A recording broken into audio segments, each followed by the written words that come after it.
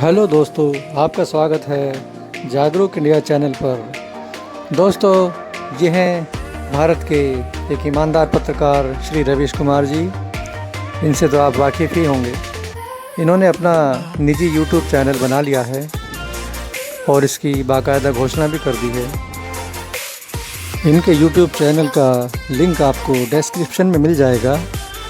Description में link पर जाकर इनके यूट्यूब चैनल को सब्सक्राइब कर लें और जागरूक इंडिया चैनल को भी सब्सक्राइब कर लें। धन्यवाद। नमस्कार, मैं रवीश कुमार। ये मेरा YouTube चैनल है। कई लोगों ने कहा कि मेरे नाम पर कई YouTube चैनल बन गए हैं और वे उस चैनल को फॉलो करने लगे हैं। जब असली सामने है तो नकली के पीछे क्यों भागना।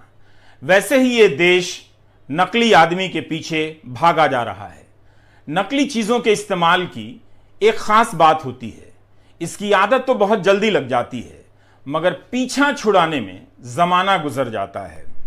इसीलिए कहता हूं, नकली चीजों का इस्तेमाल नहीं करना चाहिए। आदमी नकली हो या नेता फर्जी हो, उसमें हर दिन नकली बनते रहने की अद्भुत क्षमता होती है। वो नए नए रूप धारण करके आपके बीच आ जाएगा और आपको कभी यहां ले जाएगा, कभी वहां ले जाएगा, भरमाता रहता है।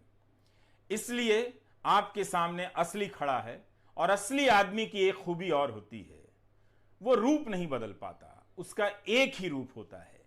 इसलिए जिन लोगों ने भी मेरे नाम पर YouTube चैनल बनाए हैं, उनसे गुजारिश है कि वो बंद कर दें। अब जब बात नकली और फर्जी की उठी गई है, तो इससे जुड़ी एक जानकारी आपको बता देता हूं। उद्योगों की एक संस्था है फिक्की, जो समय समय पर अध्ययन कराती रहती है और प्रकाशित करती रहती है कि नकली चीजों के इस्तेमाल से क्या क्या नुकसान हो रहा है।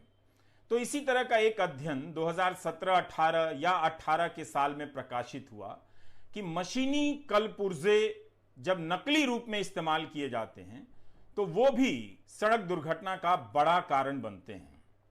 और नकली चीजों के इस्तेमाल के कारण भारत सरकार को करीब करीब या अर्थव्यवस्था को 1.25 लाख करोड़ से ज्यादा का नुकसान होता है। 16 लाख से ज्यादा रोजगार प्रभावित होते हैं और सरकार को हजारों करोड़ रुपए के राजस्व का नुकसान होता है। इस तरह की चीजें ज्यादातर 5 बड़े सेक्टरों को प्रभावित करती हैं। एक तो कपड़ा है, दूसरा रेडीमेड गारमेंट है, तीसरा इलेक्ट्रॉनिक साजो सामान है, मशीन और कलपुर्जे हैं, फिर तंबाकू है। तो इन सारी चीजों के बहुत सारे नकली उत्पाद बन जाते हैं और सस्ता खरीदने के चक्कर में लोग और परेशानी मोल लेते हैं। तो इसीलिए ये बात बहुत अहम है कि जो नकली खेल खेल रहा है, किसी के नाम पर चैनल बना रहा है, किसी और प्रोडक्ट के नाम पर नकली प्रोडक्ट बना रहा है, वो ये जानता है कि लोग इसके झांसे में आ सकते हैं। फिक्की का ही एक अध्ययन बताता है, जो मीडिया में छपा भी है, कि जो लोग नकली चीजें खरीदते हैं उनमें से 80% लोगों को यकीन होता है कि वे असली चीजों का इस्तेमाल कर रहे हैं।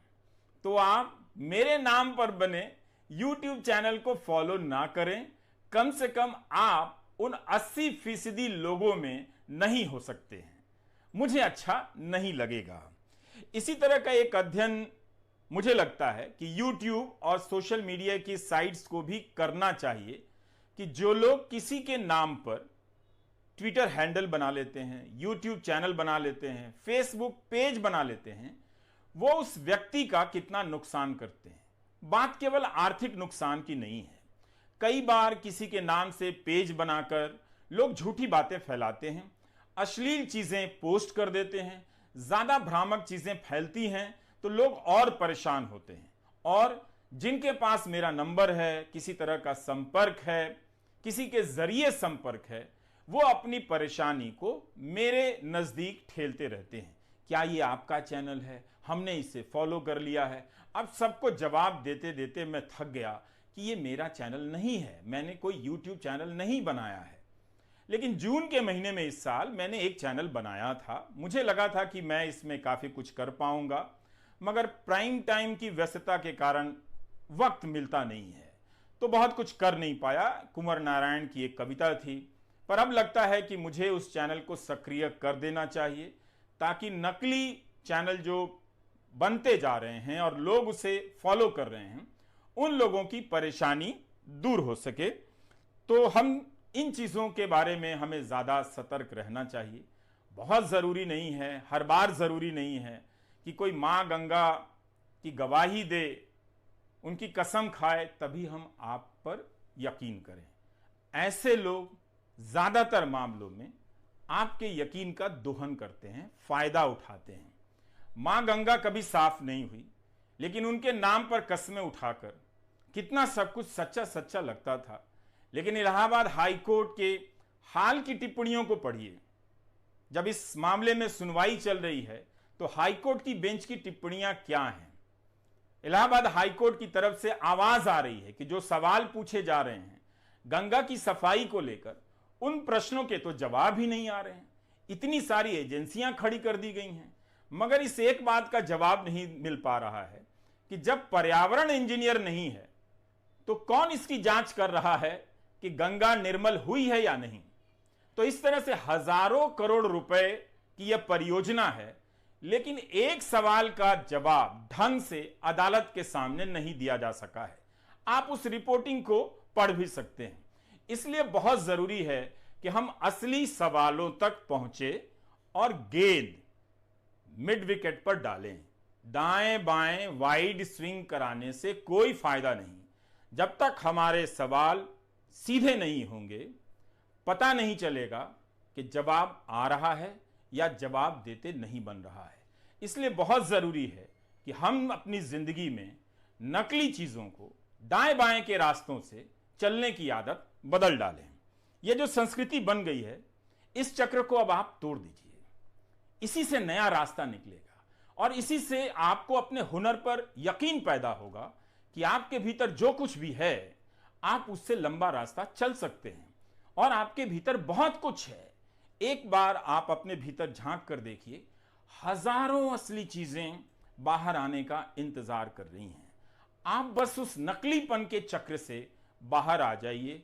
नकली नेताओं के पीछे चलना बंद कर दीजिए। मेरे सवालों के साथ, और जो सवाल सरकार के सामने दूसरे पत्रकार भी उठा रहे हैं, उन सवालों के साथ चलना शुरू कीजिए। तब आपको पता चलेगा कि नकली नेताओं ने आपके भीतर असली देखने की क्षमता कितनी कम कर दी है, रास्ते कितने बंद कर दिए हैं। तो इसलिए मुझे भी लगा कि मैं कितने लोगों को जवाब दे सकता हूं कि ये मेरा चैनल नहीं है, वो मेरा चैनल नहीं है। तो जो चैनल था उसे अब सक्रिय करने की सोच रहा हूं, ताकि आपको इन प्रश्नों से छुटकारा मिल जाए और आप असली के नाम पर जो चैनल है रवीश कुमार ऑफिशियल, उसी को आप फॉलो कर सकें। आने वाले समय में कोशिश करूंगा कि समय समय पर और तेज रफ्तार से इसमें सामग्री डाली जा सके, ताकि फिर कोई दूसरा फायदा उठाकर मेरे नाम पर नकली यूट्यूब चैनल ना बना सके। आप अपना ध्यान रखिएगा। नमस्कार।